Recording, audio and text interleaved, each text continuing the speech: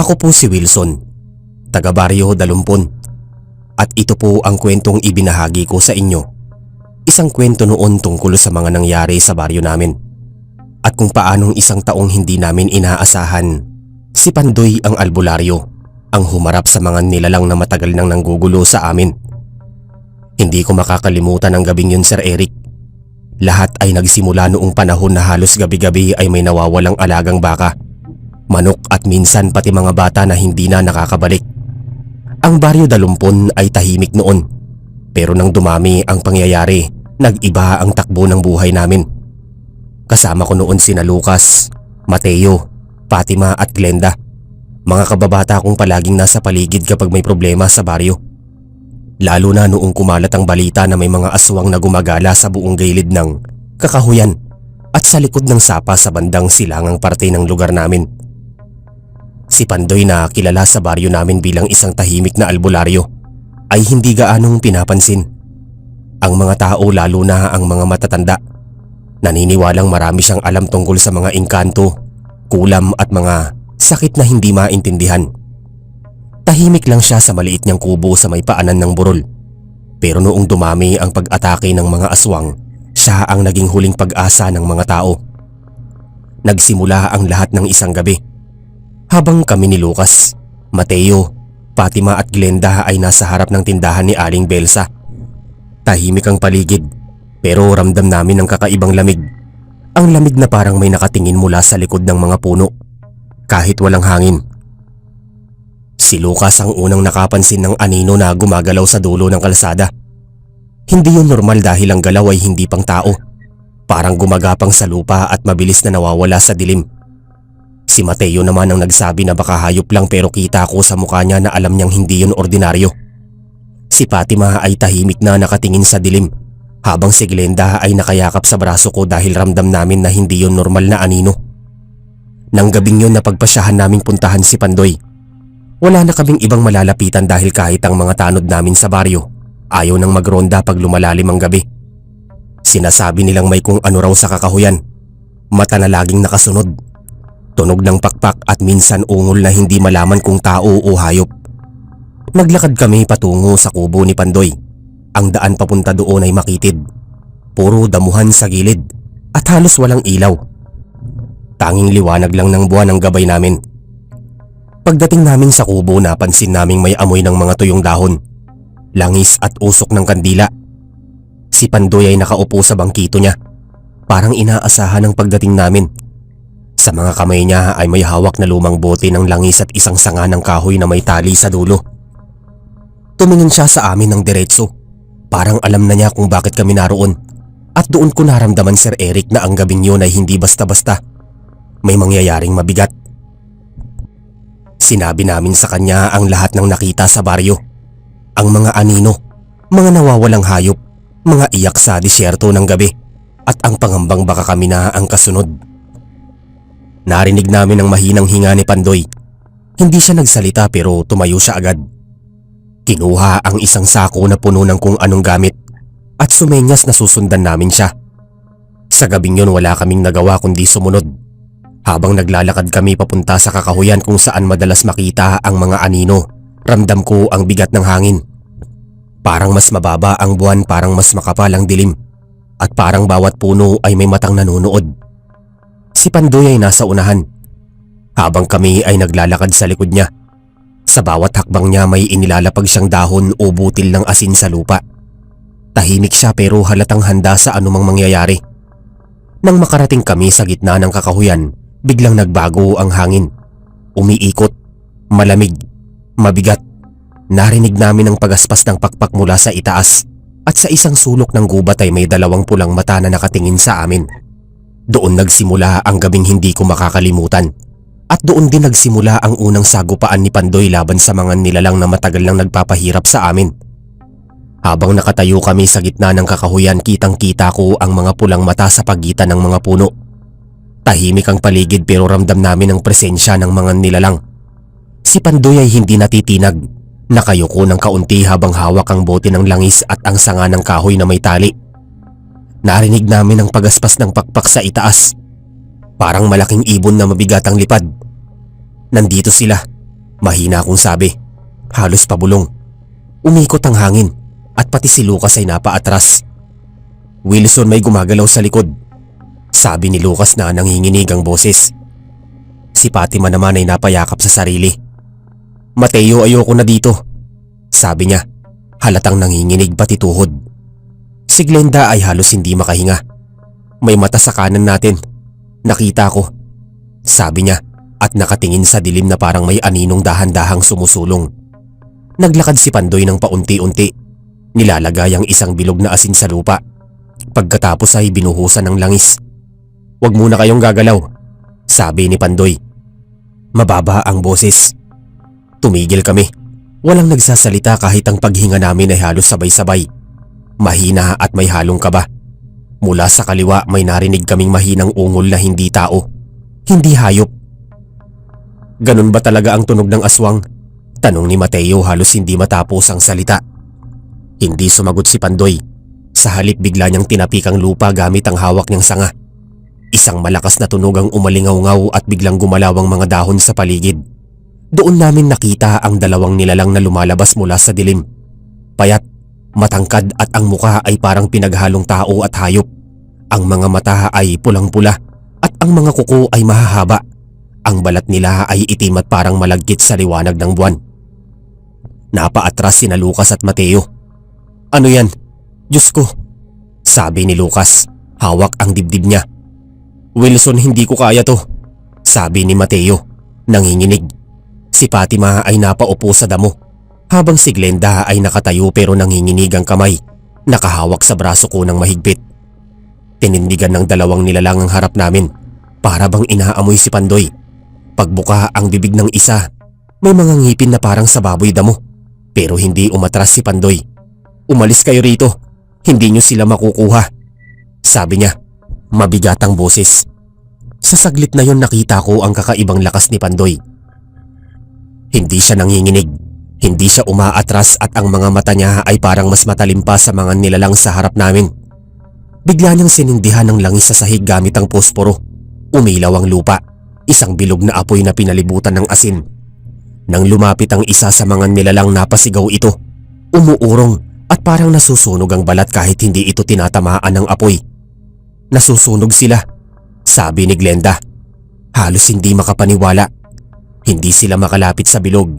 Sabi ko, napansin ang pilit nilang pag-atras. Pero hindi pa tapos yun. Mula sa itaas may narinig kaming isa pang malakas na pagaspas ng pakpak. Mas mabigat, mas mabilis, tagos sa buong kakahuyan. Isa pa yan, sabi ni Lucas. Halos matumba sa takot. Sa liwanag ng buwan bumaba ang isa pang nilalang. Mas malaki, mas pangil. At habang bumabagsak ito sa lupa ramdam namin ang pagyanig. Napaatras kami lahat. Si Mateo ay muntik nang matumba habang tinutulak ko siya palayo. Si Fatima ay napasigaw kahit pilit niyang pinipigil. Si Pandoy ay tumayo sa gitna namin. Itinaas ang sanga ng kahoy at tumingin sa bagong dating na nilalang. Nagbuka ang bibig ng malaking aswang. Lumalabas ang maitim nitong dila at doon nagsimula ang mas malakas na sagupaan. Ang hangin sa paligid ay parang pumuputol. Ang mga puno ay kumakalat ang mga dahon at ramdam naming lahat na ang gabing yun ay hindi basta takutan. Labanan yun at si Pandoy ang nasa unahan. Nang bumagsak sa lupa ang mas malaking aswang, umuga ang paligid. Ang lupa ay nagbitak ng kaunti sa bigat nito at ang amoy ng nabubulok na karne ay kumalat sa hangin. Si Pandoy ay hindi umatras kahit isang pulgada. Hawak niya ang sanga ng kahoy at ang bote ng langis at kitang-kita ko na mas tumindi ang titig niya sa harap ng nilalang. Pandoy, mas malaki to kaysa sa dalawa kanina, sabi ni Lucas, halos hindi makalunok. Wilson, hindi ko alam kung tatagal pa tayo dito, sabi ni Mateo na halos mahulog sa mabilis na paghinga. Si Fatima ay namumutla. Nakasandal sa puno at umiiyak ng tahimik. Glenda, ayoko na. Ayoko na rito, bulong ni Fatima. Nanginginig ang mga kamay. Fatima, sandali lang. Sandali lang, sagot ni Glenda pero halata sa boses niya ang takot na pilit niyang tinatago. Ang malaking aswang ay nagsimulang gumapang ng mabagal. Parang aso na parang nasasanay pa sa lupa. Ang mga mata nito ay puro pula at ang dila ay lumalabas-labas, parang inaamoy kami. Nag-angat ito ng ulo, sabay naglabas ng mahabang ungol na tumagos sa dibdib namin. Hindi yun ungol na pang tao, hindi rin pang hayop, ibang-iba. At parang may kasamang galit at gutom na hindi ko maipaliwanag. Biglang sumugod ang malaking aswang kay Pandoy. "Pandoy, ingat!" sigaw ko. Napaatras kami lahat, pero mabilis si Pandoy. Kinuha niya sa bagang maliit na lata. Binuksan yun at ibinuga ang laman diretso sa mukha ng aswang. Isang puting usok ang kumalat. Sumigaw ang malaking aswang at napaatras. Hawak-hawak ang mukha nito habang nagiinit ang balat. "Anong nilagay niya?" tanong ni Mateo habang nakasilip sa likod ko. "Hindi ko alam, pero parang nasusunog sila," sagot ko habang pinipigilan ng panginginig ng kamay. Habang umiikot ang malaking aswang, dahan-dahang lumalapit ang dalawang nauna kanina. Hindi sila sumusugod, pero parang naghihintay ng tamang oras para dumamba. Si Fatima ay napasigaw nang makita niya ang isa sa mga nakayuko at lumalapit ng tahimik. "Lucas, nasa likod mo!" sigaw ni Fatima. Napalingon si Lucas at muntik nang masunggaban ng isang aswang. "Lucas, takbo!" sigaw ko habang hinahatak ko siya palapit sa bilog na may apoy. Hindi makalapit ang mga aswang sa bilog. Tuwing tatanggang tumapak ang paa nila, napapaatras sila na parang may tinik na tumutusok sa balat. Hindi sila makapasok. "Wilson, dito tayo sa apoy!" sigaw ni Glenda at sabay hawak sa braso ko. Kaya tinawag namin si Mateo at Fatima at sama-sama kaming nagsiksikan sa loob ng bilog na may apoy at asin. Habang nasa loob kami, tumingin si Pandoy sa amin. "Wilson, bantayan niyo ang likod niyo," sabi ni Pandoy. Mababa ang boses. Tumango ako kahit naninigas na ang liig ko sa takot. "Oo, Pandoy, pero bilisan mo. Hindi kami tatagal dito." Kinuha ni Pandoy ang isang mahabang patpat mula sa sako. Nakabalot yun sa basang dahon at may tali sa dulo. Binuhusan niya yun ng natitirang langis saka itinapat sa apoy. Pagdikit ng apoy, biglang kumislap ang buong patpat, parang tansang nag-aapoy. Sumugod ang malaking aswang ulit at sa pagkakataong yun, sinalubong ni Pandoy ang pag-atake. Inilampaso niya ang mahabang patpat sa mukha ng aswang. Isang napakalakas na tunog ang kumawala, parang nasusunog na balat. Umatras ang aswang, umiikot at biglang tumalon pa itaas patungo sa puno. Mabilis, parang paniki na hindi natatamaan ng hangin. "Wilson, nasa itaas pa rin. Nakatingin lang," sabi ni Glenda halos umiiyak. "Mateo, hawakan mo si Fatima. Hindi siya makatayo," sabi ko at tinulungan silang lumapit pa sa gitna ng bilog. Si Lucas ay nakatitig lang sa paligid, nanginginig ang bibig. "Pandoy, hindi sila umaalis. Bakit hindi sila umaalis?" sigaw ni Lucas. Sumulyap si Pandoy sa amin habang nakataas ang nasusunog na patpat. "Hindi pa sila tapos," sabi niya. Mababa pero malinaw. "May isa pa silang hinihintay." Nang marinig namin yun, hindi kami nakagalaw. Hindi ko alam kung anong mas nakakatakot, yung aswang na nasa puno, yung dalawang nag-aabang sa gilid, o yung sinabi ni Pandoy na may isa pang paparating. At sa pinakamadilim na bahagi ng kakahuyan, may biglang lumabas na mahabang anino. Mas malaki, mas mabagal, mas mabigat ang paghakbang. At ang lupa ay parang gumagapang sa bawat galaw nito. Doon namin napagtanto na ang tatlong aswang nakaharap namin, hindi pa pala sila ang pinakamatindi. Habang nakatayo kami sa gitna ng bilog ng apoy, ang anino sa pinakamadilim na bahagi ng kakahuyan ay unti-unting lumapit. Malaki, mabagal at bawat hakbang ay tila nagpapabigat sa lupa. "Pandoy, ano yan? Mas malaki pa sa tatlo kanina," bulong ko, nanginginig ang boses. Si Pandoy ay nakatingin sa darating na nilalang. Hawak pa rin ang nasusunog na patpat. "Hindi ito basta-basta, pero hindi tayo titigil," sagot niya. Malinaw na boses ang determinasyon. Si Lucas ay halos hindi makagalaw sa takot. "Wilson, may pakpak siya, pero mas malaki. Hindi ko maipaliwanag," sabi niya, panayang titig sa dilim. Si Mateo ay humawak sa braso ni Fatima. "Fatima, kapit lang. Hindi tayo tatakbo," sabi niya kahit halata rin sa mukha niya ang kaba. Si Glenda ay nakayakap sa braso ko. "Wilson, takot na takot ako," bulong niya. Nanginginig ang mga labi. Hindi na naghintay pa ang nilalang. Bigla itong bumagsak mula sa madilim na bahagi ng kakahuyan. At habang bumabagsak ang lupa ay parang gumalaw sa ilalim ng paa namin. Si Pandoy ay mabilis na humarap. Itinataas ang nasusunog na patpat at sumalubong sa malaking aswang. "Hindi ka makakalapit," sigaw niya habang sumugod sa harap namin. Ang aswang ay sumugod rin at sa banggaan nila naramdaman namin ang init na umalingaw-ngaw mula sa lupa at hangin. Ang mga sanga ng puno ay gumalaw at ang mga dahon ay pumailan lang sa paligid. "Wilson, parang nasusunog ang balat niya," sigaw ni Glenda. Napaatras kami ng kaunti. Kapit lang, bulong ko sa kanila. Habang pinipilit hindi matakot. Habang nakikipaglaban si Pandoy, nakita namin ang dalawang naunang aswang na unti-unting lumapit, parang naghihintay ng pagkakataon na salakayin siya sa likod. "Lucas, dapat hawakan mo si Mateo at Fatima. Ilayo sila rito," sabi ko. Si Glenda naman ay hawak ko. Ramdam ko ang panginginig niya sa bawat hampas at pag-ikot ni Pandoy sa laban. Bigla, isa sa dalawang aswang sa gilid ay sumugod, ngunit sinalubong ito ni Pandoy. Isang mabilis na galaw ng patpat at ang aswang ay naparoon sa lupa. Umiikot at napasigaw ng maitim na ungol. Ang malaking aswang na nasa harap niya ay parang hindi natitinag. Bawat hampas ni Pandoy ay parang nakakalaban sa bawat hakbang, ngunit hindi sumusuko. "Wilson, paano niya kaya kakalabanin yan?" tanong ni Lucas, halos mapaiyak sa kaba. "Hindi natin alam, basta hawakan lang ang bilog ng apoy," sagot ko at hinawakan namin sina Mateo at Fatima sa gitna ng bilog. Sa pagkakataong yun, napansin namin na ang nasusunog na patpat ni Pandoy ay kumikislap ng mas maliwanag. Parang may sariling liwanag sa bawat hampas niya. Tila natitinag ang katawan ng malaking aswang. Napapansin namin na dahan-dahan unti-unting humina ang galaw nito at ang mga mata ay kumikislap sa dilim at ang ungol nito ay humina rin. "Pandoy, parang natitinag siya," sigaw ni Glenda. Medyo nakahinga ng maluwag, ngunit hindi pa tapos ang laban. Ang dalawang aswang sa gilid ay patuloy na nag-aabang, naghahanap ng pagkakataon. "Lucas, kapit lang sa amin. Huwag matakot," bulong ko habang nakatingin sa paligid, handa anumang gumalaw. Si Fatima ay napatingin sa akin. Nanginginig, pero ramdam ko ang determinasyon niya na hindi iiwanan kaming lahat. Si Pandoy, kahit pagod, ay nanatiling nakatayo. Itinaas ang patpat at nakikipaglaban hanggang sa lumapit ang mga nakaraang aswang na sinasadyang umatras. Habang papalapit ang huling sandali, ramdam namin na ang hangin ay humina at ang mga nilalang ay unti-unting nawawala sa paligid.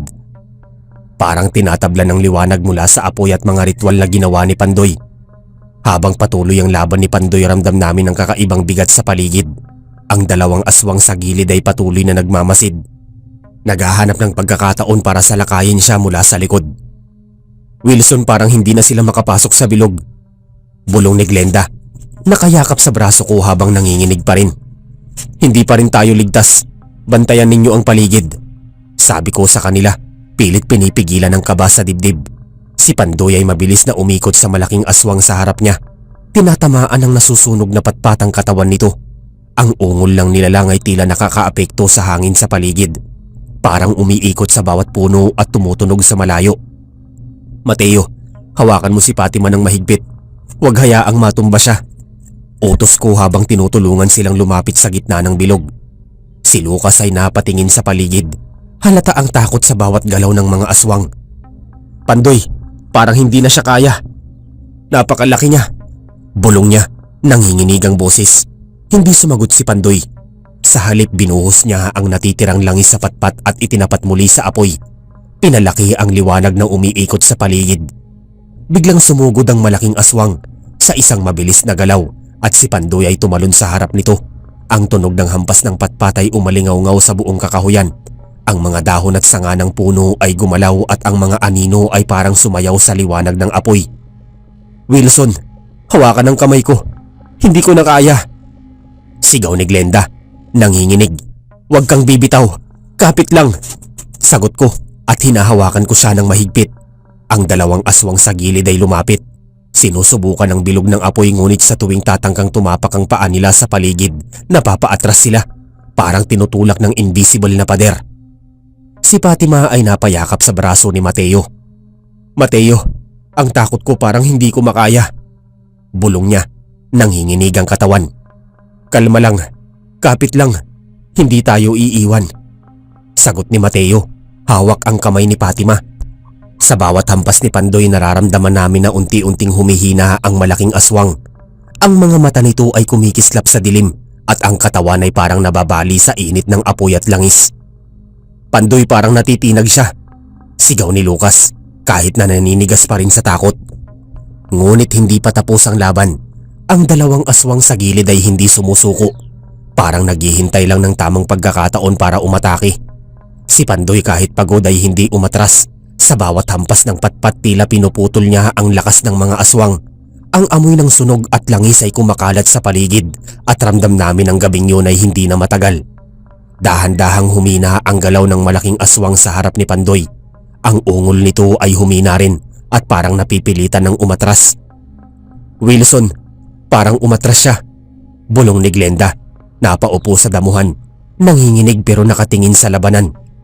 Si Pandoy ay tumayo sa gitna ng bilog, nakatingin sa lahat ng aswang. Hindi kayo makakapinsala sa kanila, sigaw niya halos sumigaw sa gabi. Ang dalawang aswang sa gilid ay biglang lumingon at dahan-dahang humiwalay umatras sa bilog. At sa bawat hakbang nila parang natutunaw ang kanilang katawan sa liwanag ng apoy. Hindi na kumilos ang mga nilalang, tahimik na lang sila, parang tinablan ng lakas ng albularyo. Si Fatima ay napangiti ng kaunti. Lucas, parang tapos na sila, bulong niya. Pinipisilang braso ni Lucas. Oo, parang natigil na, sagot ni Lucas. Napapikit sa gulat at napagod. Si Glenda ay huminga ng malalim. Ramdam ang ginhawa kahit nanginginig pa rin. Wilson, buhay pa tayo. Buhay pa tayo, bulong niya, halos umiiyak. Si Pandoy ay bumaba ng kaunti. Huminga ng malalim at dahan-dahang ibinaba ang patpat at ang kanyang mga mata ay nakatingin sa dilim. Parang tinitiyak na wala nang babangon pa. Sa gabing yun kahit takot, pagod at napakaraming nangyari, alam namin na nakaligtas kami. Si Pandoy, ang albularyo ng aming baryo, ay nanatiling nakatayo. Isang matapang na tagapagtanggol laban sa mga aswang na matagal lang nagpapahirap sa amin. Pagkatapos humina at umatras ang lahat ng aswang, na natili kaming nakapaloob sa bilog ng apoy. Tahimik ang paligid, halos marinig mo ang bawat hininga namin. Si Glenda ay nakayakap pa rin sa braso ko. Wilson, tapos na ba sila? Hindi na ba sila babalik? Bulong niya, nanginginig pa rin ang boses.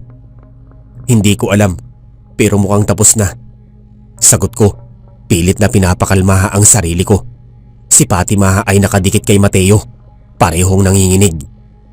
Mateo, ang takot ko ay hindi ko makakalimutan, bulong ni Fatima, ngunit ramdam ko ang pasensya ni Mateo. Kapit ka lang, buhay tayo, yun ang mahalaga, sagot ni Mateo. Hawak ang kamay niya ng mahigpit. Si Lucas ay nakatayo lang, hawak ang braso ko. Wilson, si Pandoy, napakabait niyang tao, pero hindi ko alam kung paano niya nagawa yun, sabi ni Lucas, napapikit at huminga ng malalim. Si Pandoy nakatayo pa rin sa gitna ng bilog, pinagmamasdan ng paligid. Ang mukha niya ay pawis na at ramdam naming pagod siya. Ngunit sa mga mata niya ay kitang-kita ang determinasyon. Parang nakakatiyak siya na wala nang babangon pa. Wilson, anong gagawin natin ngayon? Tanong ni Glenda, nakatingin sa amin. Tuloy lang tayo pabalik sa baryo. Kailangan namin ipaalam sa lahat na ligtas na kami, sagot ko, at dahan-dahan kaming lumabas sa bilog. Hawak-hawak para hindi mapahiya o mapinsala ang isa't isa. Ang liwanag ng buwan ay nagsimulang mas luminaw. Habang naglalakad kami pa uwi, kahit may kaunting kaba, ramdam namin ang unti-unting ginhawa. Si Pandoy ay naglakad sa unahan, tahimik ngunit tiyak ang hakbang. Baryo namin, kailangan nating bantayan ng mga tao. Kahit tapos na sila, may bakas pa rin, sabi niya, parang nagbabalik ng kanyang sarili sa pag-aalala sa nangyari. Habang lumalapit kami sa baryo, nakakita kami ng mga ilaw mula sa mga bahay. Ang mga tao ay nagulat ng mga nawala at nang makita kami, halos hindi makapaniwala sa aming pagbabalik. Si Fatima ay napangiti ng kaunti. Lucas, buhay tayo. Buhay tayo talaga, bulong niya. Halata ang ginhawa sa muka. Oo, buhay tayo, dahil kay Pandoy, sagot ni Lucas, nakatingin sa albularyo na patuloy na naglalakad ng matatag. Si Glenda ay nakatingin kay Pandoy, halos umiiyak. Salamat sa kanya, Hindi ko alam kung ano ang mangyayari kung wala siya. Bulong niya. Si Pandoy ay bumaba ng kaunti. Tinignan kami. Ngayon bantayan natin ang baryo. Huwag nang magpapalapit ang mga nilalang sa paligid. Lahat ng gagawin natin ay para protektahan ang mga tao. Sabi niya. Mababa ang boses pero malinaw.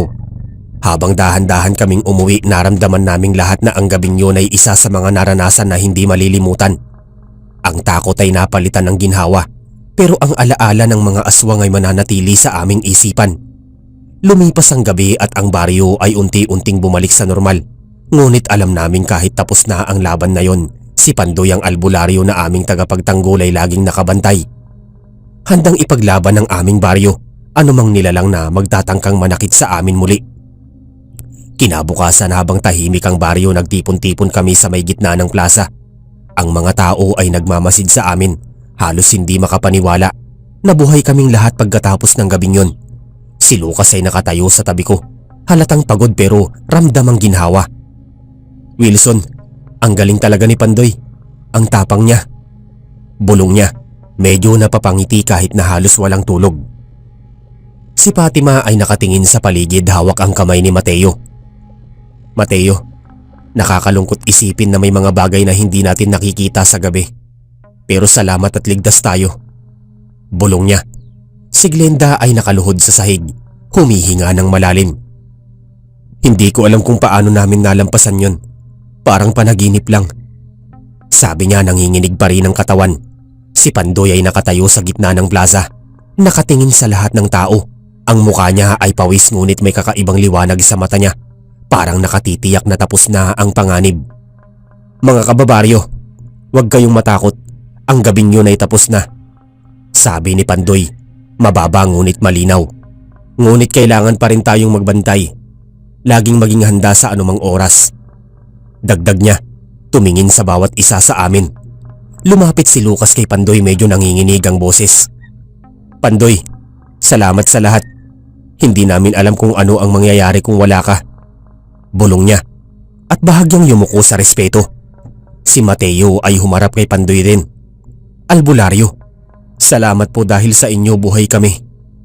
Sabi niya at hawak ang kamay ni Fatima ng mahigpit. Si Fatima ay napangiti ng bahagya. Pandoy, salamat. Maraming buhay ang nailigtas mo. Sabi niya, halata ang ginhawa sa muka. Si Glenda ay muling tumingin sa albularyo.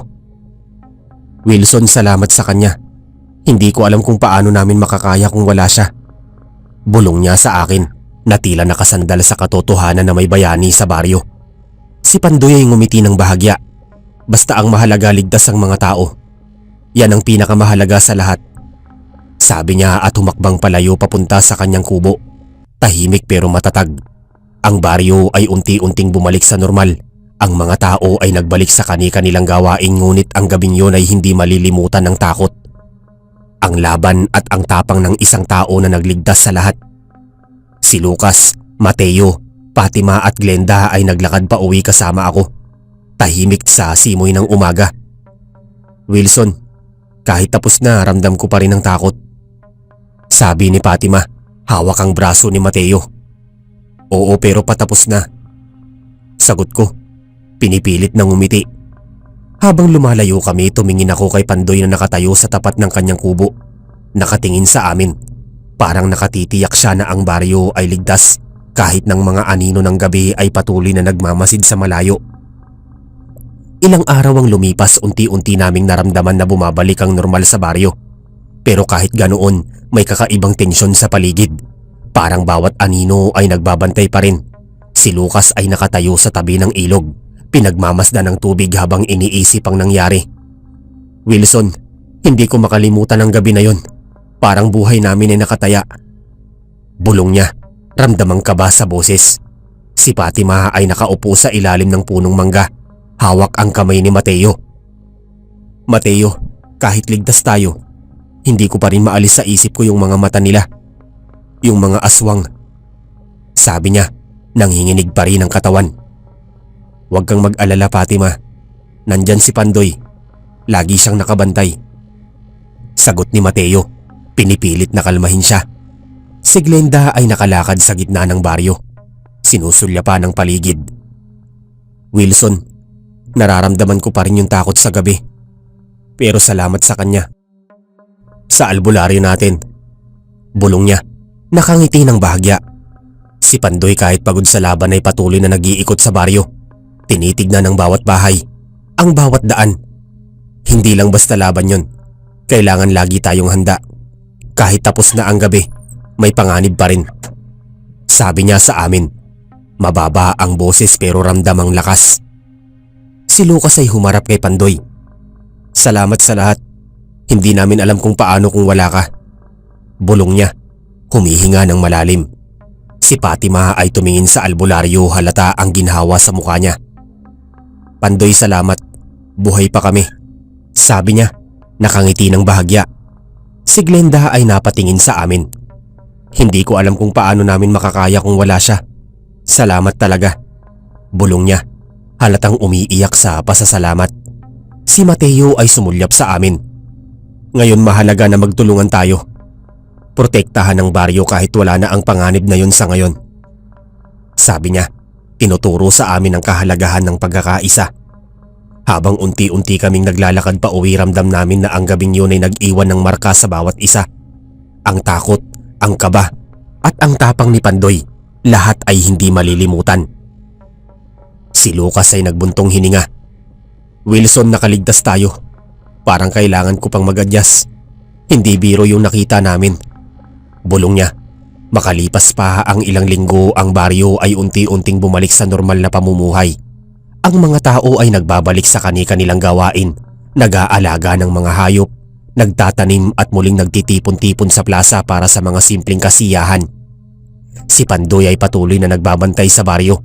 Kahit tahimik ang paligid, lagi siyang nakamasid sa mga gilid ng kakahuyan at sa mga daan na madalas daanan ng mga tao. Ang kanyang mga mata ay palaging alerto, parang handa sa anumang oras na may babangon sa panganib.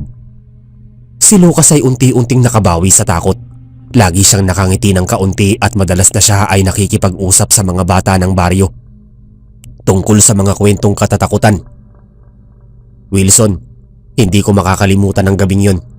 Pero salamat sa kanya. Ligtas na tayo. Bulong niya sa akin habang naglalakad pa uwi. Si Fatima at Mateo ay magkasama lagi. Nagtutulungan sa bahay at bukirin. Madalas nilang pag-usapan ang kahalagahan ng pagkakaisa at ang tapang ni Pandoy. Mateo, kung wala si Pandoy, baka hindi tayo nakaligtas.